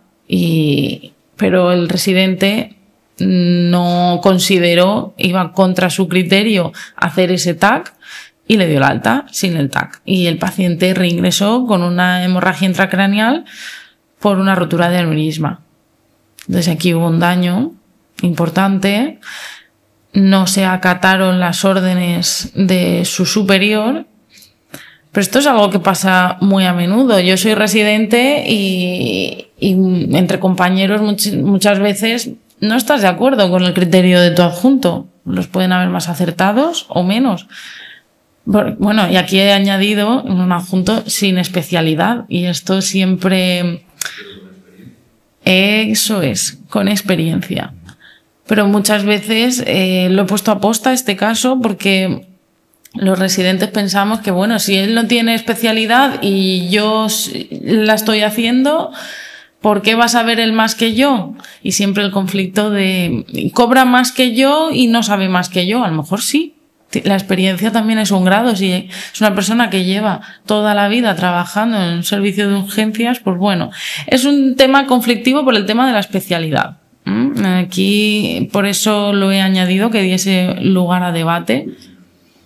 Sí, pero hay que ver. Este caso sí que en el informe habla de que es un médico que lleva toda la vida trabajando en el servicio de urgencias y son muchos años y no se atendió a su recomendación. Entonces, quería dejar claro a los residentes que aunque un adjunto no tenga la especialidad, es su superior y hay que hacer lo que mande. Eso siempre, sin duda. Bueno, especialidad de familia. De familia. Sería de familiar. ¿Qué? Que no tenía la especialidad de familia. ¿Y el residente de qué especialidad era? ¿De familia? De ninguna, porque lo estaba haciendo. No, el residente. ¿En qué especialidad estaba? No tenía ninguna, pero no lo sé. No importa. Para el caso no importa. En todo hay cierta responsabilidad institucional. Que, por cierto, enhorabuena porque los casos están muy seleccionados. Cada caso plantea una cuestión específica, muy distinta. Gracias. Aunque siempre sí, son todos distintos. Entonces, están muy bien seleccionados. Y en todos veo cierta responsabilidad institucional. Prácticamente en todo. Por eso no me he metido a hablar de la institución. Vamos a hablar de lo que nos acomete. Yo quería preguntarte si el residente en este caso discrepa con el adjunto y discrepa mucho, ¿qué recomendarías que hiciera? Que se cubra bien las espaldas. Consultar a otro adjunto. Siempre dejaría todo escrito en el informe. Lo que me ha recomendado el adjunto, lo que hago y dejarlo todo reflejado. Y por qué lo hago. Eso es. Porque, a ver, si realmente en esta historia hubiese dejado bien escrito, que ya no podemos meternos a ver la historia, pero entiendo que si tiene hipertensión es que son vómitos, es que está muy claro que hace falta el TAC, pero si realmente hay otra situación en la que, por ejemplo, es una hipertensión arterial y no hay vómitos y deja muy claro, bien reflejado que no hay una clínica neurológica que haga, porque obviamente a todas las hipertensiones no vamos a hacer un TAC y eso da igual adjunto que te lo diga. Si lo deja el MIR bien claro en su informe que no hay ningún signo de alarma, no habría una mala praxis. Si el problema aquí es que ha habido una mala praxis y aquí el caso lo que permite ver es sobre quién recae la responsabilidad. En este caso sobre el MIR porque el adjunto le ha dicho cómo tiene que actuar bien. Hay un cierto estigma. Pero sí. De la sin especialidad. Eso es. Por lo tanto, yo creo que si no te crees lo que te dice todo el punto sin especialidad, por favor, lo que tienes que hacer es irte a otro, el de la UCI, no sé, que tiene que especialidad y terrorismo. Eso es. Eso es. Si realmente se ha hecho un... A ver, yo quería decir, pero como se ha puesto ella, bueno, en fin, que creo que cuando hay casos de discrepancia entre el adjunto y el residente, porque el residente no se cree lo que el adjunto le dice, aquí no se trata, bueno, el caso es bastante antiguo, con lo cual hay que retrotraerse al año que también es, donde muchos médicos que estaban en los servicios de urgencias pues habían ido rebotando de muchos sitios y acababan en las urgencias, en fin, que todo el mundo tiene su derecho a trabajar y ya está, ¿no? Pero yo creo que en caso de duda, tú siempre te tienes que poner de la parte del paciente. O sea, no es esto de cubrirse las espaldas, ahí no estoy de acuerdo. Bueno, sí. La única forma de cubrirse las espaldas es Una, escribir en la historia, por supuesto. Después, explorar bien al paciente. Eso y en tercer lugar, agotar los métodos diagnósticos. Llegar hasta el final. Porque si tú tienes medios y estás en un hospital donde hay un TAC y lo puedes hacer y no lo haces, eso es una negligencia. ¿Vale? Porque ahí te lo has jugado a 50%. Puede ser que sí, puede ser que no. Y te has equivocado. Estamos debatiendo si hay indicación. Que no es lo mismo, porque por disponer de un TAC no hay que hacer indicación en un paciente hipertenso con una cefalea y con vómitos. Claro. Muy cuestionable, hay que hacerlo, muy probablemente. Por eso hemos dicho que aquí lo prioritario es: ¿ha habido mala praxis? Sí. El tema es, la cuestión que planteáis es directamente la discrepancia con un adjunto. Si hay buena praxis, no tiene por qué haber ninguna responsabilidad. O sea, se ha actuado bien, pese a no haber hecho caso a lo que te indica el adjunto. Ahí no habría ninguna pena, porque ha habido una buena praxis. Pero volvemos a lo mismo, residentes, falta de experiencia. Si alguien te dice, cuidado, míralo muy bien. Porque si vas a saltarte a la torera lo que te dice tu adjunto con experiencia, tienes que estar muy seguro de que estás haciendo una buena praxis, porque la responsabilidad en el momento en el que no obedeces lo que te dice el adjunto ya es plenamente tuya. Obviamente, si hay una mala praxis y estás bien supervisado, lo comentáis con el adjunto y es mala praxis de los dos, la responsabilidad recae tanto sobre el adjunto como sobre el MIR, pero sobre el MIR bastante menos. Bueno, yo quería comentar dos cosas. La primera es en el tema de la discrepancia. Por ejemplo, imaginaros que en vez de decirle al adjunto que se quede y le preguntar, le dice, no, está todo bien, no te preocupes, mándale caso. Y tú estás en desacuerdo. Pues evidentemente ahí tienes que hacer caso de él, que se supone que es el que más sabe. Pero precisamente por eso es por lo que tú tienes que escribir en la historia y tienes que poner los datos, e incluso si tienes alguna duda, al día siguiente hablar con el tutor de los residentes o con quien sea para decir, oiga, esto es una cosa que me preocupa y que... Y luego la segunda cosa que quiero decir, como una especie de recomendación o de consejo en general a los residentes, es que hay que conocer el ambiente de urgencias. El ambiente de urgencias es un ambiente asfixiante. Y entonces, si tú eres un residente de R1 o R2, incluso R3, incluso uno adjunto, estás sometido a muchas presiones. Tienes la enfermera, que esa cama que hay que desalojarla, que hay 3 esperando, que en rayos tardan 3 horas en hacerme el TAC y no se quita, y eres tú, y todo lo recibes tú. Entonces mi consejo es que cuando estés convencido de una cosa, que pases de los temas administrativos, que pases de las presiones de las enfermeras, de los compañeros, y que te dediques exactamente al punto ese. Porque es que, de verdad que es que el que ha hecho guardia lo sabe lo que estoy diciendo. Sí.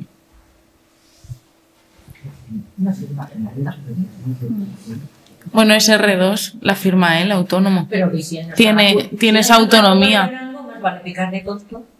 Claro. Que no afirma. Claro, aquí realmente ese inciso no sea extralimitado, no es una extralimitación del residente, porque en este caso no es, pero bueno, quedarnos un poco con sí, no, pero sí, a lo que has dicho viene bien, porque realmente no se ha extralimitado, el residente ha tomado una decisión acorde a su, bueno, a ver, segundo año, tampoco, sí, no, este no se sabe el año de residencia, pero tenía autonomía para firmar el alta. Se supone que ya tiene que tener un criterio, podía hacerlo, pero en el momento en el que preguntas o sea, en el momento en que das un alta, ya es responsabilidad tuya. Tienes esa autonomía y lo que hemos dicho, los MIRES tienen responsabilidad médica también, como cualquier adjunto y como cualquier otro compañero. Que por ser MIR no se deja de tener responsabilidad. ¿Me he saltado un caso? No. Ah, no. Seguimos. Sí. Sí. Bueno, penúltimo. Bueno, no, es lo que hemos dicho, que ha habido mala praxis, que ha habido un daño y que, bueno, es lo que estábamos hablando, extralimitación de las funciones del residente tampoco, bueno, sí que la ha habido porque no se ha acatado las indicaciones de un superior, sí. Entonces el responsable es el MIR. El sexto caso, bueno, lo de supervisión absolución era un poco para remarcar a los residentes, incidir sobre todo en la importancia de la supervisión, porque obviamente es lo que estamos diciendo, el MIR siempre es responsable, aunque lo supervise un médico adjunto, tiene la misma responsabilidad. Pues se valora un paciente que remite el traumatólogo con una sospecha de trombosis en la pierna, un paciente con un esguince. Entonces el residente lo valora, lo comenta con el adjunto responsable y este es el caso contrario. El adjunto le dice que de visu es que eso no tiene signos trombóticos. Si la exploración es normal no tienes que pedirle nada más, alta y a casa. Y entonces el residente acata a su superior, le da el alta y el paciente reingresa con un TEP masivo y fallece. Entonces Seguro que lo escribiría. Eso es, aquí, sí. Es un poco para darle un poco de bombo al caso. El residente escribió, que esto es lo más importante, escribió en el informe de alta, paciente comentado con el adjunto tal. Se comenta y el adjunto recomienda cuál. Y por lo tanto se da de alta. Entonces, ahí el residente ha actuado conforme a lo que ha dicho el adjunto. Entonces, responsabilidad plena recae sobre el adjunto. Porque, claro, no se pidió ni un dímero D, no se pidió una analítica, simplemente con verlo, pero si ya un traumatólogo te lo ha enviado, es lo que hablábamos antes de el valor que se le da a la sospecha diagnóstica de un compañero. Eso es. Por eso cuando lo has contado digo, espérate, vamos a ello. Bueno, entonces, la resolución fue que hubo una mala praxis, no se hizo analítica ni ecografía, falta de actuación, entonces el paciente fallece. El residente no se extralimitó, hubo una correcta supervisión y la responsabilidad de las decisiones es sobre el tutor. Y al MIR se le eximió, no tuvo ninguna penalización. Y el último caso de urgencia, algo similar al anterior, un paciente con un infarto y está el residente de cardiología que tiene que hacer un cateterismo urgente, llama al adjunto, el adjunto no está ni se presenta y al final el MIR como médico actúa con impericia, sin ser supervisado por nadie, hizo lo que buenamente pudo y el paciente falleció. Entonces, bueno, he ido dando bastantes connotaciones, pero bueno, si queréis comentar algo, esto es bastante complicado. Este es más complejo. Bueno, aquí lo primero que hay que comentar es que no todo el mundo que se le hace un cateterismo urgente sobrevive. Es decir, que en principio, el que lo hubiese hecho un adjunto, no hay garantía absoluta de que no se hubiese parado exactamente igual. Entonces yo, ante una situación como esa, que estamos hablando de una cosa grave, muy grave, entonces si no hay otra alternativa que el MIR, yo creo que al MIR yo la absolvería, no sé. Aquí lo que estás comentando es la definición, ¿no?, de que es una mala praxis. Y es un resultado diferente al que habrían obtenido otros compañeros en las mismas circunstancias. Ahí habría una mala praxis. Pero es que lo que estás comentando es que este resultado podría haberle ocurrido a cualquier otro. Sí que es verdad que hubo impericia porque ese residente no estaba capacitado, hubo una extralimitación de sus habilidades, pero como eximiente... No, perdón un momento, no, simplemente Lo que quiero resaltar es que muchas veces, a nivel nuestro en general, valoramos más la culpa o los problemas que se producen por acción que por omisión. Bueno, aquí hemos valorado las dos cosas, la omisión y la acción. O sea que a veces la omisión tampoco te exime de responsabilidad, por eso lo he puesto también. Entonces aquí realmente mala praxis, sí o no, realmente que haya fallecido como consecuencia de su actuación no está claro. Yo aquí no veo una clara relación causal. Sí es verdad que era una extralimitación porque no estaba capacitado ni había, sí que decía el caso que el residente había visto hacer cateterismos, pero nunca había hecho ninguno sin supervisión. Entonces era una extralimitación clara, pero era una situación de urgencia que lo requería. Ahora aquí de la administración no hablamos, porque el residente, no o sea, el adjunto no estaba ni se le esperaba. Entonces, esa parte... Yo creo que habría también que introducir el concepto de la lex artis ad hoc, porque la lex artis no es la misma siempre. Es en ese caso concreto, en esas circunstancias. Eso es. Y habría que mirarlo. Sí, eso es. Sí, pues a lo mejor estamos hablando mal del adjunto y a lo mejor estaba en urgencias con un cólico nefrítico. Claro, ahí no hemos entrado. Yo sé qué pasó, el adjunto mayor estaba en urgencias, no sé qué le había pasado, y el adjunto estaba en urgencias porque tenía un cólico nefrítico. Eso pasa una vez cada siglo, pero a veces. Sí. Claro, en la parte del adjunto y la administración no entramos. Aquí lo que queríamos entrar era en qué hace un residente cuando se ve que, porque muchas veces pasa que por A, B o C, mejor o peor justificado, no hay una supervisión. Y cuando no hay supervisión, él también tiene responsabilidad. De hecho, por el código deontológico estaba obligado a actuar. O sea, aquí estaba obligado a extralimitarse en sus competencias. De hecho, aquí la omisión igual habría estado penalizada. ¿Vale?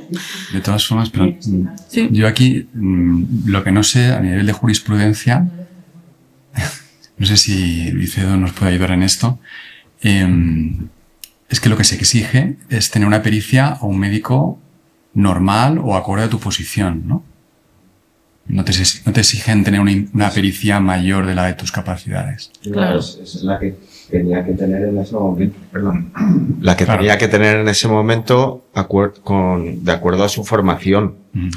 Y luego también hay que valorar que estás actuando en un caso de extrema gravedad. Es decir, que yo creo que aquí, efectivamente, la omisión es peor, porque la omisión, posiblemente en este caso, pues nos lleva al fallecimiento directamente. Es muy complicado de valorar este caso. Yo absolvería, pero bueno, yo es que también estoy siempre al lado vuestro, ¿no? Claro, la pregunta es si se le puede exigir a un residente que, aunque haya visto cateterismos, a lo mejor no tiene la pericia suficiente para hacer un cateterismo. Y no la tiene, es que en este caso no la tenía. Claro. No la tenía, pero ¿qué hace? O sea, hay un momento en que tienes que dar el salto. A lo mejor el momento era este, y le podía haber salido bien. Bueno, quizá hay que valorar cada caso. Claro. Es que es el caso. Posible. Quizás si nunca hubiese visto una intervención de un cateterismo, no se le podría haber exigido, porque es que si ni siquiera lo ha visto, es obviamente que no, si no sabes.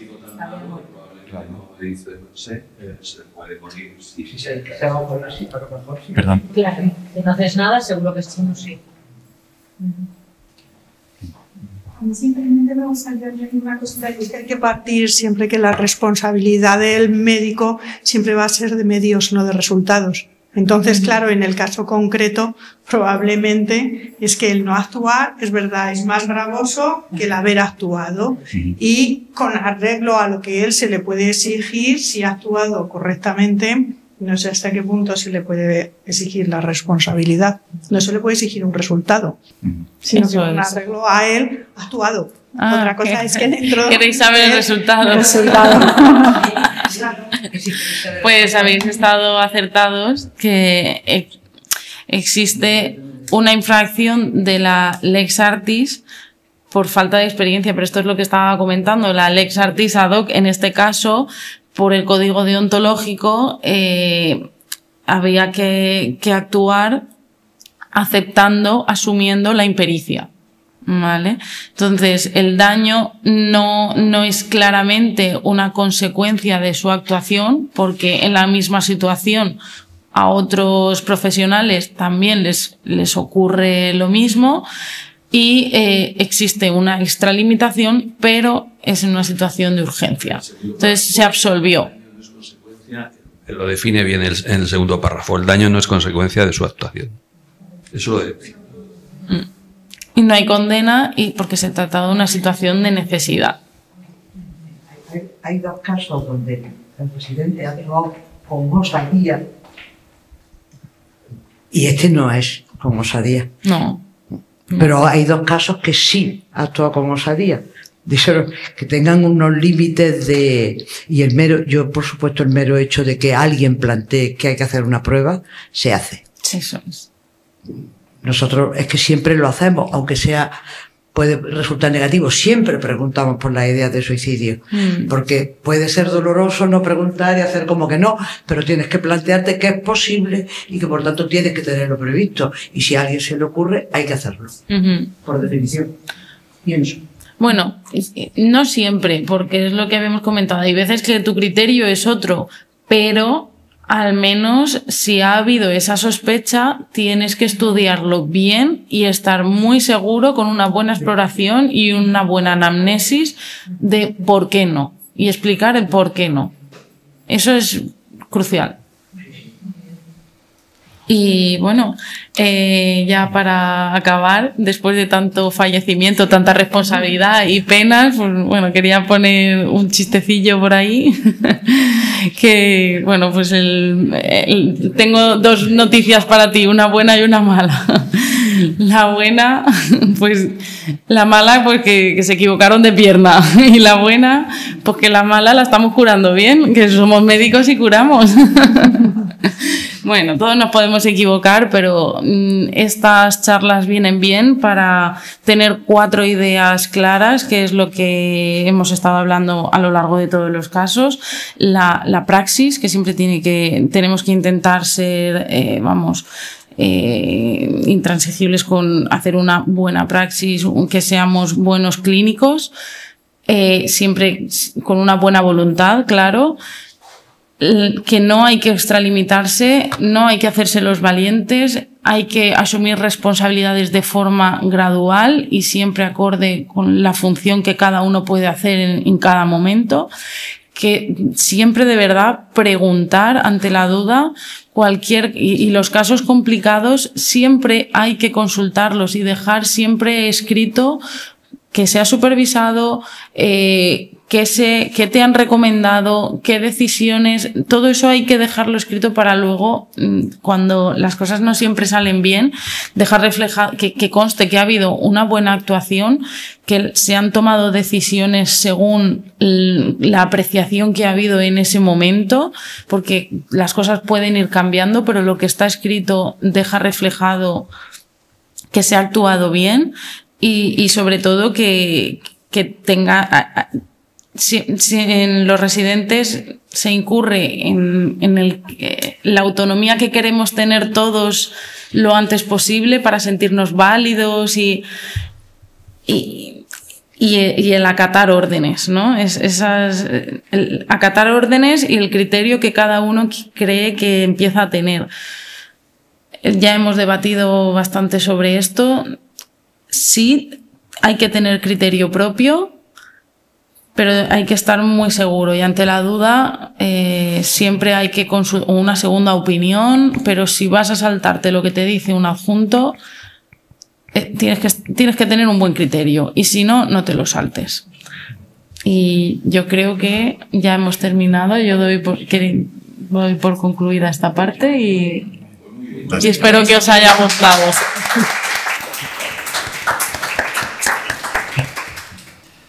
Bueno, pues... Perdón. Miguel tiene que decir algo. Nadie ha escrito en el chat. No, creo que no. No, lo tengo aquí abierto todo el rato, pero si alguien tiene alguna no se han cuestión animado. Desde casa, pues podéis lanzar las preguntas por el chat. Sí, sí, maravilloso. Y bueno, yo no quería cerrar... Perdón, Joaquín. ¿Me permites una pregunta? Ya que tenemos al jurista aquí al letrado, como ha habido una cosa, yo tengo alguna duda porque Natalia dijo que la historia es del paciente y así lo tengo entendido. O lo tenía, pues no sé. Porque parece que eso, Vicedo, ¿ha cambiado? Pregunto. No pregunto. Bueno, la duda está en que siempre he creído que la historia es del paciente, por lo tanto, de las 90 que entran diarias en documentación para solicitud, juzgados, herencias, no sé qué, hay que estar al tanto y dársela, porque es suyo. Hay matices, y por eso te he preguntado, y esa es la duda. La historia es del hospital, porque hasta ahora teníamos constancia de que es custodia, la custodia. Pero los datos que constan en la historia, que es un poco, buscar los tres pies al gato, es que sí son del paciente, pero la historia en sí no. Esto no lo llego a entender del todo. Sí, es una cosa que tengo un debate con un compañero exagerado. Que no es sí, pero no. Entiéndelo, o sea, es esa, ¿eh? Y luego, otra, que es la de los datos subjetivos, que dijo también Natalia. Y desde aquí una advertencia también, porque en toda la documentación que escribimos en historia y que es objetiva, sabéis que a las 24 horas queda reflejada como tal, y eso se queda para toda la vida ahí, ¿no?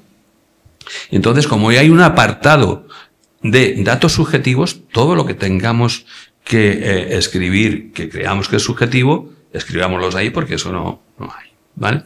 Y otra pregunta al letrado, y es que, según tengo entendido por este compañero que debato mucho con él al respecto de la historia clínica, cuando hay probabilidad, cuando un paciente solicita la historia clínica y hay probabilidad de que en los datos subjetivos exista o pueda haber daño para con el compañero que ha redactado eso, se tiene que dar a cabo. Ya no vamos a pelear, no. Yo no me peleo con nadie. Vamos a verlo. Para empezar, el concepto de propiedad en historia clínica no existe. Lo que hay es una obligación de custodia, que en el caso de la medicina colectiva corresponde al centro siempre, a título individual, consulta privada, la custodia es del médico, evidentemente. Esa es la obligación de custodia. Y frente a la obligación de custodia está el derecho de acceso del paciente. Pero realmente el concepto de propiedad es otra cosa. Propiedad es de una casa, de un mueble, de un coche, de una mascota, si quieres, pero de la historia clínica ese concepto ahí no existe. Aunque se utilice, no existe. Pasa que tú has dicho, es del paciente. Eso parece indicar que estamos hablando de propiedad, pero realmente no es propiedad. Por eso no, hacía referencia a lo que ha dicho. Sí. Ya.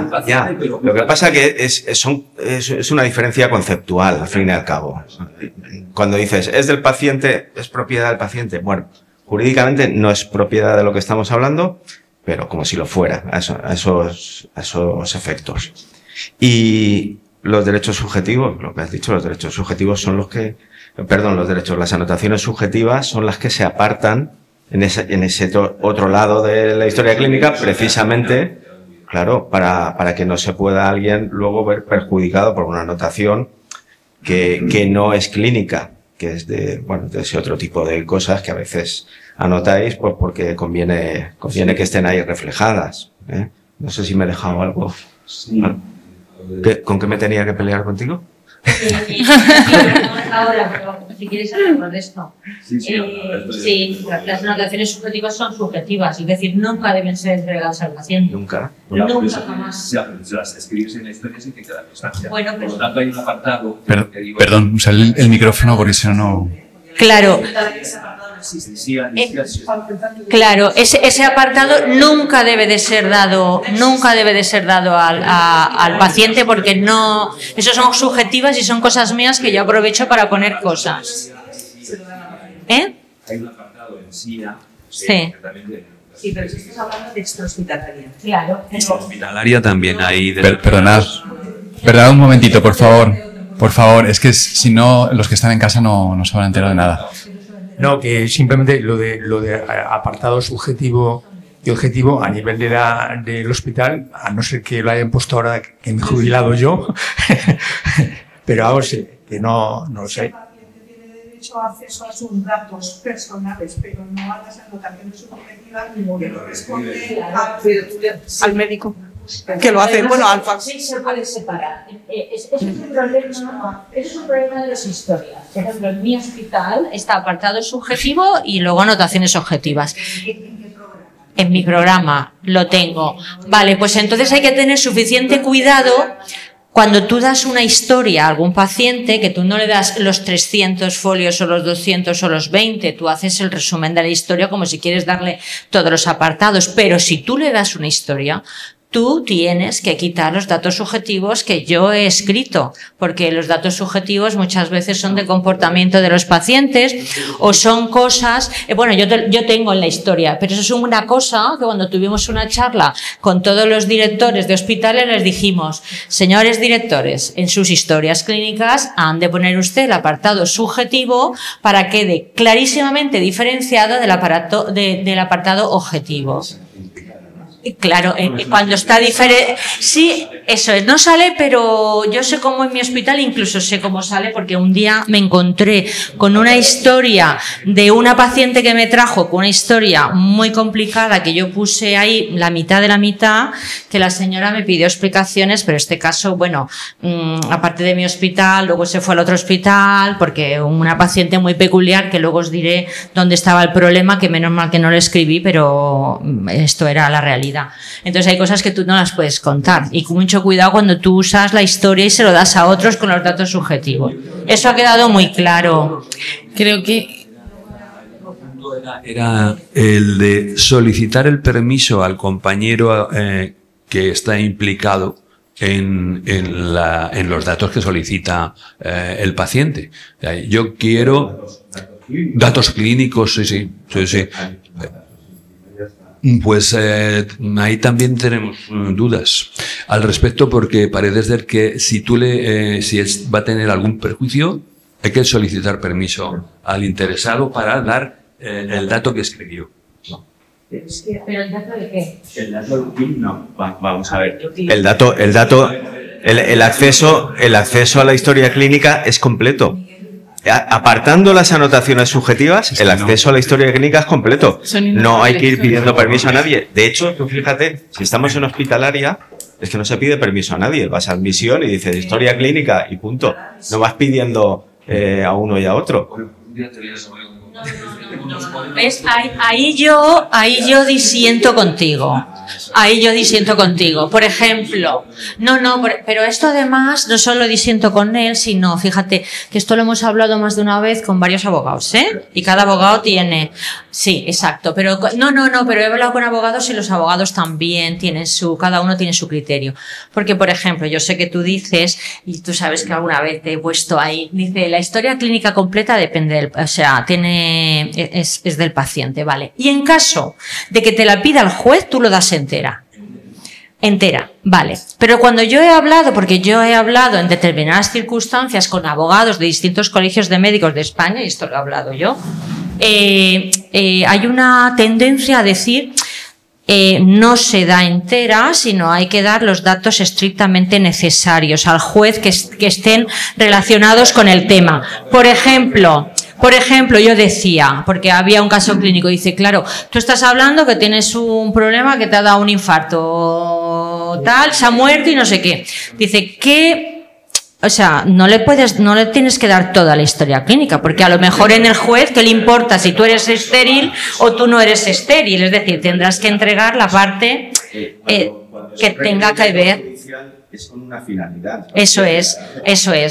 Pero que la gente piensa que tú tienes que dar los 40 folios. No, tendrás que dar la parte que realmente, si es un problema cardiológico, pero no que salga allí que yo, oye, soy... Fernando quiere comentar algo al respecto. Nosotros los médicos forenses, cuando hay temas de malpraxis y necesitamos la historia clínica, pedimos la historia clínica en concreto a unos hechos. No me interesa, no de mala praxis, sino incluso en el tema de la unidad de valoración de violencia de género, que a veces se piden historias de la mujer. No me interesa todo su historial y que tenga acceso el fiscal, el abogado, a sus antecedentes, que a lo mejor no van a tener ninguna relevancia. Lo que hablo desde el punto de vista nuestro, pedimos la historia concreta a los hechos que queremos. Pero que se diga, porque parece que cuando hablamos el derecho al paciente a darle toda la historia, yo creo que debe quedar muy claro eso, ¿no? Es decir, no es que, lo digo porque no, alguien una cosa es al juez y la otra es al paciente. No, el derecho del paciente sí, el derecho del juez. El juez, exacto, ¿vale? Eso no. Eso no. Es que no, es que a mí me lo han dicho. Es que no, es judicial y tengo que dar la historia. Digo, oiga, la historia entera, perdone usted, no le importa claro, al caso como tal. No hace falta entregar todo. Ni siquiera las subjetivas. O al juez hay que entregarle las subjetivas. Tampoco, ¿verdad? Eso es lo que quiero yo que también conste, que tampoco hay que entregar las subjetivas. Y la pregunta es, que quiero que quede claro. El juez o el perito solicita el informe, pero ¿a quién se lo solicita? ¿Al médico? Entonces admisión selecciona los datos, no es el médico.